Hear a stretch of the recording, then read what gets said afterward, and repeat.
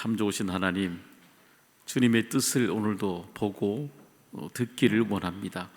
우리에게 임재하여 주셔서 이 시간 우리에게 주시는 그 하늘의 평강이 이 시간 예배를 통해 말씀을 통해 우리 안에 충만하게 흐르게 하여 주옵소서.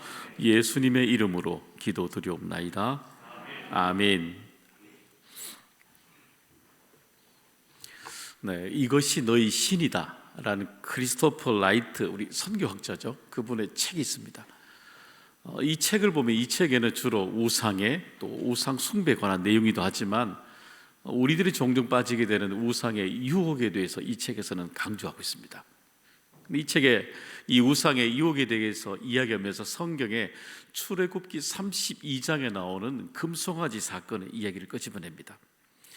이스라엘 백성들이 출애굽을 하고 난 뒤에 3개월을 걸어서 시내산에 걸어가게 됩니다. 그리고 시내산에 도착하고 난 뒤에 제일 먼저 모세가 시내산에 올라가게 되죠. 거기서 머문 동안 40일 동안 머물게 됩니다. 40일 동안 머물게 되니까 아마 처음엔 올라갈 때 금방 내려올 줄 알았겠죠. 근데 그 머무는 시간이 길어지니까 그들 가운데 두려움이 있었겠죠. 당연히 리더십이 없어지기 때문에 광야 한가운데 어디로 가야 될지 모르기 때문에 아마 큰 두려움이 있었을 것입니다. 그때에 그들이 이렇게 표현을 하게 돼요. 32장 4절의 말씀 한번 읽어보겠습니다. 아론이 그들의 손에서 금고리를 받아 부어서 조각칼로 새겨 송아지 형상을 만드니 그들이 말하되 이스라엘아 이는 너희를 애굽 땅에서 인도하여 낸 너희의 신이로다 하는지라.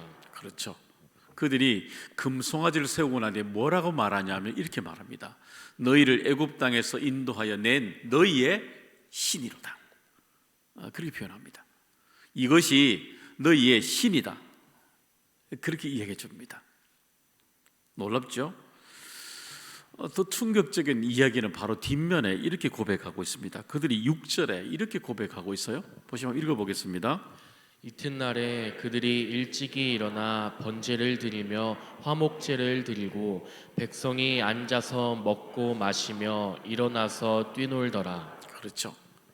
그들이 이제 이것이 너희의 신이다 라고 말할 때 그들이 그 신 앞에서 어떻게 해요? 금송아지 앞에서 뛰놀면서 그들이 마시며 뛰논다고 되어 있습니다. 좀 당황스럽죠, 그죠? 여러분 이틀만 그럴까요? 지금도 이 시대 사람들은 여전히 자기가 의지하고자 하는 대상을 만들고 있습니다. 우상이죠. 이 시대 사람 누구나 신을 찾고 있고 또 신을 만들고 살아가고 있고 그 신을 다 의지하고 지금도 살아가고 있는 것입니다. 어떻습니까? 여러분 혹시 여러분 하나님을 믿으십니까? 하나님을 유일하신 우리 하나님만을 여러분 믿으십니까? 혹시 여러분 삶의 자리에 보세요. 내가 하나님을 믿는다고 말하면서도 이 유대인들처럼 입술로는 분명히 하나님을 믿지요. 그런데 여전히 삶에 내가 원하는 또 다른 신을 계속해서 만들고 살아간다는 겁니다. 믿음의 사람이 그렇다는 겁니다. 믿지 않는 사람들이 자기가 찾는 신을 만들어가는 얘기가 아니라 이 본문의 얘기들은 하나님을 믿는 사람인데 여전히 삶의 자리에 가면 다른 신을 여전히 의지하고 살아간다는 것입니다. 오늘 우리 읽었던 1계명은 우리에게 성경은 굉장히 단호한 의조로 이 원문에서는 반복합니다. 뭐냐면은 절대로 두지 말라 이 말이 아니라 절대로 나 외에는 다른 신을 두지 말라 이 뜻입니다. 아주 강한 명령어죠. 절대로 나 외에는 다른 신을 두지 말라라고 말씀하고 있는 것입니다. 그럼 우리가 경계해야 될 이 다른 신은 무엇일까요? 그것은 우리 안에 있는 혼합주의 신앙을 우리에게 경계하고 있는 것입니다. 여러분 그 애굽의 그 우상의 모습들을 이렇게 성경은 의외로 표현해주고 있어요. 우리 신명기 말씀 22장 9절의 말씀을 읽어보겠습니다. 내 포도원에 두 종자를 섞어 뿌리지 말라. 그리하면 내가 뿌린 씨의 열매와 포도원의 소산을 다 빼앗길까 하노라. 그렇죠. 여기 보면 두 종자를 섞어서 뿌리지 말라라고 말합니다. 여러분, 그러면은 두 종자를 섞은 것들, 그럼 우리는 어떻게 되는 겁니까?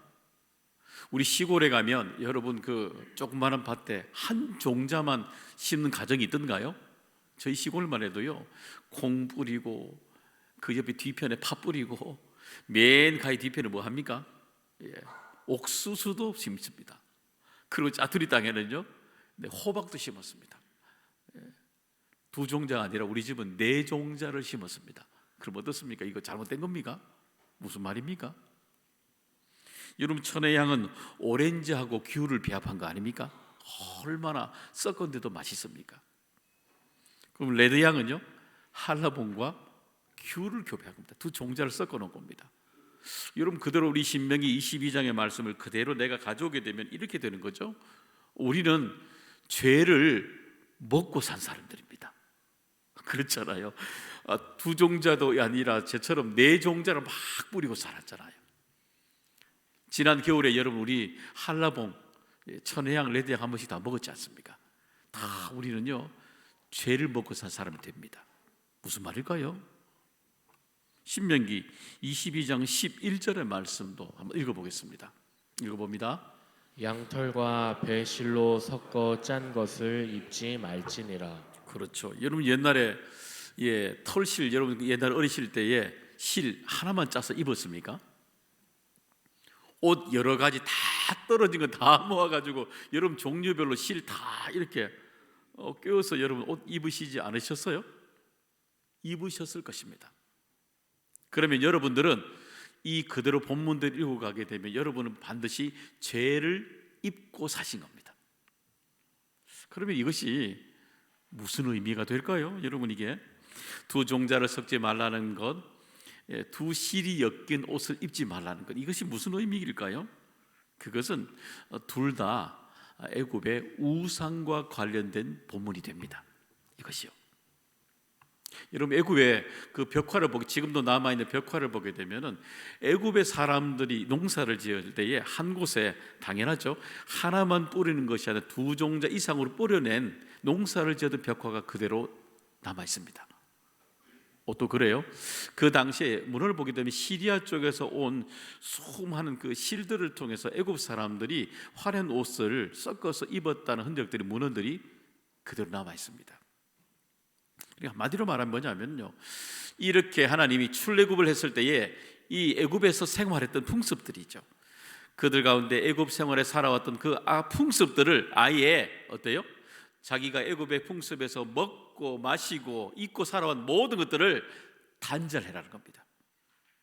그것이 바로 우상과 관련된 것들이면 과감하게 단절해라는 것입니다.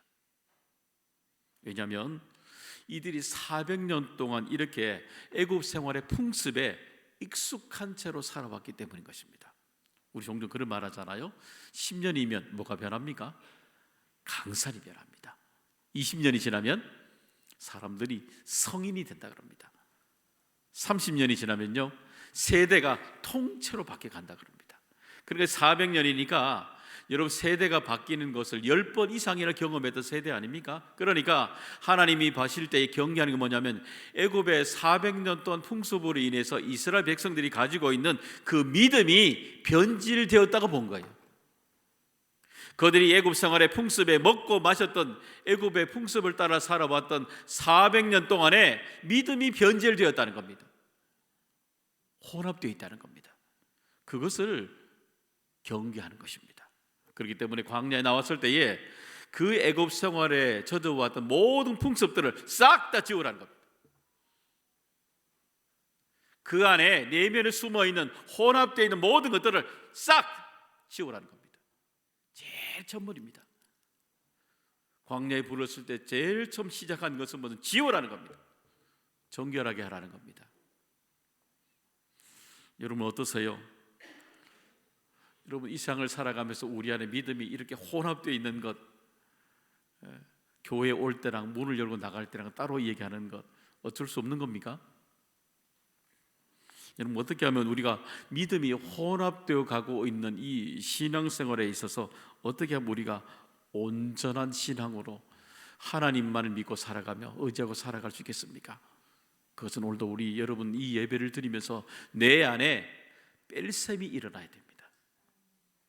내 안에 혼합되어 있는 것, 그것이 무엇인지 바라보면서 자꾸 뺄셈을 하게 되는 겁니다. 걸러 나가야 되는 것입니다. 어떻게 해요? 시편 50편 14절 15절에 이렇게 우리에게 가르쳐 주시고 있습니다. 읽어봅니다. 감사로 하나님께 제사를 드리며 지주다신 이에게 내 서원을 갚으며 환난 날에 나를 부르라. 내가 너를 건지리니 내가 너를 영화롭게 하리로다. 그렇죠. 여러분 오늘도 우리가 하나님 앞에 다시금 뺄셈의 삶을 살아가기 위해서는 여기 보니까 하나님 앞에 내 서원을 갚으며 합니다. 제사를 드리면서 여러분이 하나님 앞에 처음 작정했던 모습이 있잖아요. 처음 성전에 나왔던 하나님을 믿었던 여러분의 모습이 있으실 겁니다. 그때에 내가 하나님 앞에 어떻게 살아가겠습니다, 하나님 내가 어떻게 살아가겠습니다 고백했던 그 서원이 있으실 것입니다. 그것을요 다시 한번 예배를 드릴 때마다 확인하는 겁니다. 매주일마다 예배 드릴 때마다 내 삶의 자리가 혼합되어지고 섞여 있을지라도 다시 매주일마다 성전에 올라와서 여러분의 삶의 모습을 예배를 통해서 내 모습을 확인하는 겁니다. 내가 어떻게 살아왔는지, 내 안의 삶의 하나님 앞에 내가 어떻게 다짐했는지, 한 주 전에 내가 예배를 드리면서 어떻게 다짐했는지, 내 삶에 희석되어 있는 부분들을 제하는 것입니다. 오늘 예배 가운데 여러분 안에 하나님께서 여러분 가운데 새롭게 세워주시는, 정결하게 세워주신 은혜가 여러분 가운데 넘쳐나기를 소망합니다. 그런 사람들은 오늘도 이 예배를 통해 그 다음에 무엇이 회복되냐면 감사로 제사를 드리게 되는 겁니다. 하나님과 나와의 관계가 어떤 관계예요? 감사하는 관계가 됩니다. 감사를 통해서 의지하는 관계가 회복이 되는 겁니다. 내 삶에 수많은 모순이 일어날지라도 하나님 앞에 감사할 수 있는 하나님의 관계가 내 안에 오직 하나님께만 붙드는 감사의 삶이 나타나게 되는 것입니다. 그 힘으로 여전히 내가 누구를 믿고 있고 누구를 의지하고 살아가는가, 오늘 우리 예배를 통해서 내 안에 질문에 답을 하면서 이 예배를 드려지게 되는 것입니다. 사랑하는 여러분, 오늘도 이 한 주간 여러분의 삶에 수많은 섞여 있는 이 모습들이 우리 예배를 통해서 다시금 정결하게 씻어지는 이 시간이 되기를 소망합니다. 두 번째는 우리가 소유에 대한 우상을 바라보게 하시는 것입니다. 여러분, 우리 사람의 마음만큼 복잡한 것도 없죠. 그래서 우리 속담에 마음에 관한 속담이 있잖아요. 열 길 물속은 알아도 우리 한 길 사람의 속은 모른다라고 얘기합니다.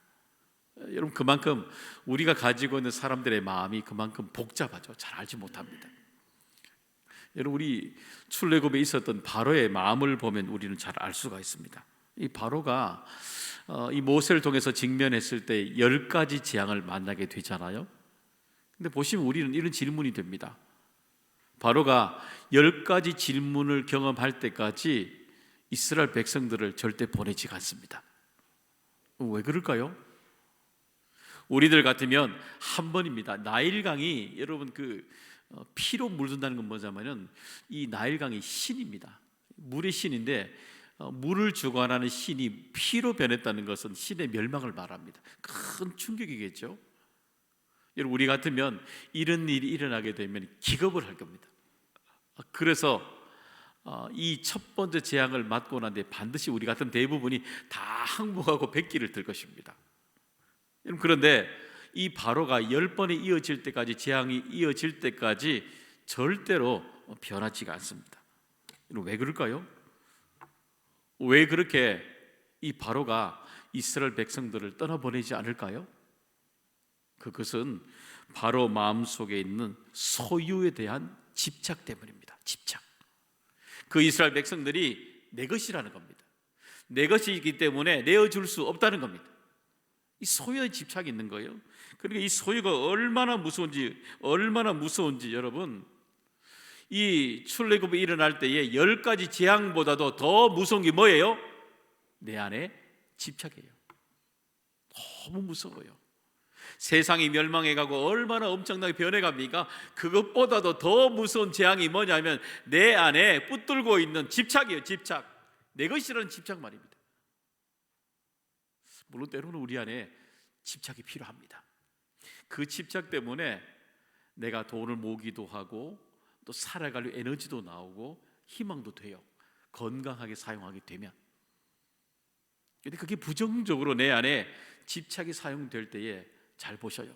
그것이 내 안에 부정적으로 일어날 때 이런 현상들이 일어납니다. 갈등이 일어납니다. 갈등이. 그 갈등이 일시적인 것이 아니라 내가 이렇게 표현할 때마다 끄집어낼 때마다 그 갈등이 계속해서 반복이 일어납니다. 반복이. 잘 보셔요. 내가 집착하고 있는 그것 때문에 내가 이웃에 있는 사람이, 내 옆에 있는 사람이, 교회 안의 공동체가 계속해서 이런 일이 일어날 때마다 갈등을 일으키고 있지 않는지를 점검해 봐야 됩니다.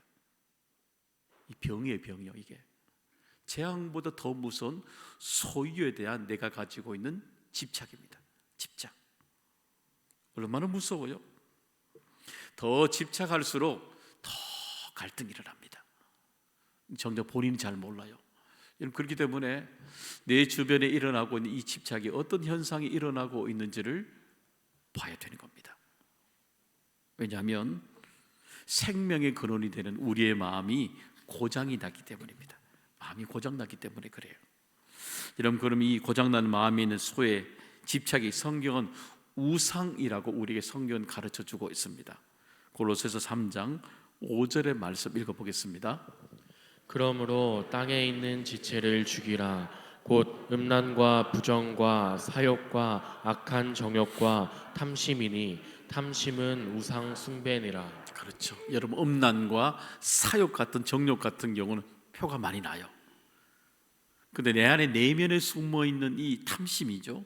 집착하고 내가 내 것으로 소유하려고 하고 집착하고 하는 이 탐심은 숨겨버리면 잘 드러나지 않는 모습입니다. 그런데 그 내 안에 숨어 있는 그 맨 구석에 있는 그 탐심이, 그 집착, 소유된 집착이 뭐예요? 우상이라는 겁니다. 이 우상이라는 단어가 뭐냐면 원뜻을 보면 헛되다라는 뜻입니다. 헛되다는 것. 우리 안에 끊임없이 내 안에 이 소유된 집착을 소유하면 소유할수록 내가 부자 되는 것 같아요. 인정받는 것 같아요. 채워지는 욕망의 충족이 있어요. 그런데 우상입니다. 다 헛된 것입니다. 채워질수록 다 무너지는 겁니다. 다 헛되고 헛된 것, 우상이라고 얘기하는 겁니다. 여러분, 한번 여러분의 마음속에 깊이 남들에게 표현하고 있지 않는, 보이지 않는 여러분 안에 혹시 붙들고 있는 것이 있다면 그 집착이 어떤 것인지를 들여다보십시오. 그 안에 말입니다. 여러분, 그럼 어떻게 하면 이 소유에 대한 집착, 이 우상을 치유할 수가 있을까요? 하나님은 이스라엘 백성들이 광야에 처음 나왔을 때에 제일 먼저 가르치신 것이 뭐냐면요, 바로 이 소유에 대한 집착의 문제를, 우상을 깨뜨리십니다. 바로 만나를 통해서 깨뜨리십니다. 출애굽기 16장 17절 18절의 말씀 읽어보겠습니다. 이스라엘 자손이 그같이 하였더니 그 거둔 것이 많기도 하고 적기도 하나 오멜로 되어 본즉 많이 거둔 자도 남음이 없고 적게 거둔 자도 부족함이 없어 각 사람은 먹을 것만큼만 거두었더라. 그렇죠. 먹을 것이 다 떨어졌어요. 근데 광야에 나왔을 때에 그들 앞에 보여주는 맛있는, 처음 먹어보는 엄청난 맛있는 만나가 있었던 겁니다. 배고팠죠. 그러니까 광야에 내리는 그 만나를 여러분 추서 담을 때에 그 맛있으면 부족하게 담을까요? 딱 맞게 담을까요? 한 개라도 더 많이 담고 싶을까요? 더 많이 담고 싶죠. 다. 근데 광야에는 놀라운 40년 동안에 하나님이 광야에서 기적이 일어났어요. 그 기적이 뭐냐면 보셔요. 40년 동안 이 만나를 거둔 자도 남음이 없고 적게 거둔 자도 부족함이 없이 각 사람은 먹을 만큼만 거두었더라. 40년 동안 하나님이 트레이닝 시킨 소유에 대한 집착 훈련입니다. 40년 동안 일어난 일입니다. 그 만나 정말 맛있는 걸 내가 가져갈 때마다 더 소유하고 싶죠. 좋은 거니까 더 가져가고 싶죠. 그때마다 뭘 보는 거예요? 옆에 있는 사람을 보라는 겁니다. 똑같이 그것을 가져가고 있는 그 사람의 형편을 보라는 겁니다. 사랑하는 여러분, 소유가 일어날 때마다, 여러분 집착의 문제가 생길 때마다 꼭 돌아봐야 되는 것, 그것은 내 옆에 있는 사람의 생각을 보셔야 됩니다. 내 옆에 있는 사람 행동을 보셔야 됩니다. 그래야만이 내가 집착하고 있는 것이 정말 병적인 것이 문제가 되지 우상이 되고 있지 않은지를 10가지 재앙보다 더 무섭게 문제가 되고 있는 사실을 내가 비로소 깨달을 수 있게 되는 것입니다. 기억하셔요. 소유에 대한 집착은 평생토록 우리가 해야 되는 훈련이라는 겁니다. 광야 40년 동안 끊임없이 반복했듯이 누구나 넘어지는 것이 소유에 대한 우상이고, 40년 동안 우리는 끊임없이 집착에 대한 훈련을 해야 되는 것입니다. 그래야만이, 살펴야만이 우상에 넘어지지 않게 되는 것입니다. 그런 영적 분별도 우리 모두 주시기를 소망합니다. 세 번째는 하나님이 바로 참신이라는 것을 우리에게 알게 하시는 것입니다. 여러분, 성경 전체 큰 맥을 보시게 되면 성경은 우리에게 세 가지 주제를, 큰 주제를 던집니다. 첫 번째는 뭐냐면 하나님은 어떤 분이신가. 두 번째는 하나님은 어떤 일을 하셨는가. 세 번째는 하나님은 지금 하나님은 무엇을 하고 계시는가. 지금도 살아계신다는 거죠. 여기에 답을 성경은 우리에게 66권을 통해서 우리에게 끊임없이 들려주고 있습니다. 여러분, 그러면 이 세 가지 질문을 통해서 우리에게 하나님은 어떤 분인지, 어떤 일을 하셨는지, 지금은 무엇을 하고 계시는지를 우리에게 말씀해 주고 계시는 겁니다. 여러분, 우리가 믿음의 조상이라 말하고 있는 아브라함도, 그리고 요셉, 모세, 다니엘 다 똑같습니다. 이 사람들의 공통점은 믿음이 있지만 절대적인 이 땅에 다원주의 세상이죠. 이 가나안 땅에, 그리고 페르시아 땅에, 애굽에 절대적으로 수많은 다원주의가 있는, 다른 신이 범람하고 있는, 그죠? 범람하고 있는 그곳에서 살아갔던 사람들입니다. 우리가 더 어렵습니까? 아니요. 더 절대적인 소수로 더 어려울 때 살아갔던 사람들이 성경에 나온 사람들입니다. 똑같아요. 근데 그들은 어떻게 살아가는가? 이 다원주의 한복판에서 그들이 무엇 했냐면은, 살아가는 방법이 뭐냐면 오히려 하나님을 믿지 않는 사람들에게 하나님은 어떤 분인가를 끊임없이 보여주는 삶이었습니다. 반대입니다. 그들에게 하나님이 어떤 분인가를 살아가면서 끊임없이 보여주는 겁니다. 내가 믿고 있는 하나님은 어떤 분인가를 삶을 통해서 끊임없이 보여줍니다. 아브라함도 그랬고, 돈거래 하나 할 때도요, 요셉처럼 살아가는 이 곡식을 다스리는 문제가 있을 때도, 다니엘처럼 오해를 받을 때도 끊임없이 그가 했던 반복은 뭐냐면, 내가 믿고 있는 하나님은 어떤 하나님입니까? 그것을 믿지 않는 사람들에게 보여주는 겁니다. 참신이라는 겁니다. 하나님은 어떤 일을 하셨습니까? 여러분 보면 팀 켈러 목사님의 제가 책을 지난주 언급했죠. 우상과 우상 숭배를 이야기했습니다. 그런데 이 우상과 우상 숭배를 이야기할 때에 가장 그것을 아는 방법은 뭐냐면 바로 죄입니다. 죄. 여러분, 우상들은 끊임없이 우리에게 복을 이야기하고 미래에 어떻게 잘 살 것을 이야기할 때마다, 점쳐도 그렇잖아요. 이거 조심해, 이러면 복이리야, 그걸 하면 안 돼. 우리에게 이로운 것만 주로 가르쳐 주잖아요.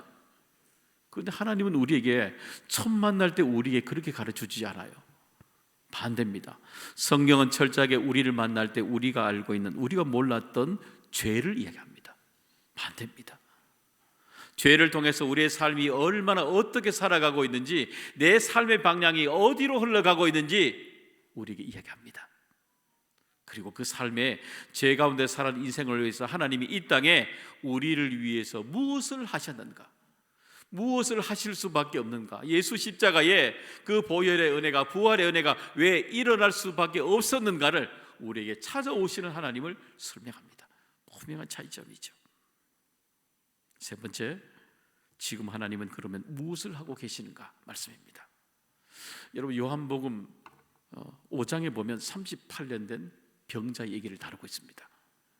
38년 동안 그는 아마 언제인고부터는 그 베데스다 연못에 물이 갈라질 때 제일 먼저 들어가면 병이 치유된다는 전설을 알고 거기에 끊임없이 반복적으로 살아가고 있었습니다. 제일 먼저 그 베데스다 연못에 먼저 들어가게 되는 거죠. 그럼 그가 치유된다고 생각했던 거죠. 근데 우리는 반대로 38년 된 병자의 모습을 보면서 우린 이런 반대 질문이 됩니다. 하나님은 왜 38년 동안 병자가 고통받도록 내버려 두셨을까? 그 질문입니다. 그 전에 오셔서 치유하시면 되는 것 아닙니까? 그분일까요? 세상은 왜 이렇게 오늘도 우리가 볼 때 평등하지 않게 공평하지 않을까요? 하나님 살아계신다면 온 동네 왜 이렇게 불안하게 전쟁이 일어나고 마음대로 살아가게 내버려 두십니까? 하나님 역사를 주관하신다면 왜 이렇게 세상이 무질서하게 살아가야 됩니까? 온통 우리들의 생각에는 하나님이 꽁꽁 숨어 계신 것 같습니다. 온통 모순으로 보입니다. 성경은 우리들에게 생각 외로 친절하시지만 의외로 우리들을 향해서 친절하시지 않습니다. 왜 그럴까요? 여러분, 우리 어린 시절에 여러분 부모님 한 번도 미워하지 않고 사랑했습니까? 여러분 어린 시절에 부모님 다 사랑했어요? 어렵습니까 질문이? 여러분 어릴 때 부모님 사랑하셨어요? 사랑하셨을 겁니다. 그런데 한 번도 미워 안 해보신 분 있습니까? 왜 미워했어요? 용돈 적게 주고, 내 하고 싶은 건 말렸고, 공부 잘 안 시켜줬고, 또 옷도 잘 안 사줬고, 또요 많아요. 어릴 때 왜 질문이 많았죠? 근데 지금 60이 넘고 70 넘으신 분들에게 이 질문 똑같이 해보겠습니다. 왜 부모님이 여러분에게 옷 안 사준 거 원망됩니까? 용돈 안 주고 원망됩니까? 원망 하나도 안 됩니다. 지금은. 왜 그럴까요? 시간이 지나면요, 그때 내가 이해되지 않은 걸 원망했던 거 시간이 지나고 나면 다 이해됩니다. 단지 그때 내가 이해하지 못할 불량이었던 거죠. 그럼 지금은요? 지금도 부모님 여러분 다 이해하세요? 다 이해하지 못해요. 그런데 더 이상 부모님에 대해서 질문하지 않습니다. 왜요? 부모님을 만날 그날에 다 알게 될 테니까요. 더 이상의 어릴 때처럼 똑같은 질문하고 살아가지 않습니다. 우리 하나님 똑같습니다. 하나님 지금 뭘 하고 계실까? 내가 깨달을 수도 있지만 여전히 우리는 깨달지 못할 때가 많을 겁니다. 기억하셔요. 하나님은 지금 무엇을 하고 계시는가? 그러나 그때가 되면 우리 분명히 하나님이 그러하신 이유를 욥처럼 우리 눈으로 귀로 듣고 목도하게 될 것입니다. 그래서 하나님이 그런 분이구나, 참신이었구나, 우리 모두가 고백하는 삶을 또 살아가게 될 것입니다. 제 1계명입니다. 사랑하는 여러분, 오늘 우리가 이 예배를 드리면서 내 안에 혼합되어 있는, 섞여 있는 믿음에서 다시 순전한 복음으로 돌아가야 됩니다. 그리고 내 안에 평생도록 훈련되어야 될, 내 안에 가장 치명적으로 숨겨져 있는 이 소유에 대한 집착으로부터 하나님을 만나야 됩니다. 그리고 지금도 여전히 우리에게 참신이 되시는 그 하나님 새롭게 만나는 우리 모두가 되기를 주님의 이름으로 축원합니다.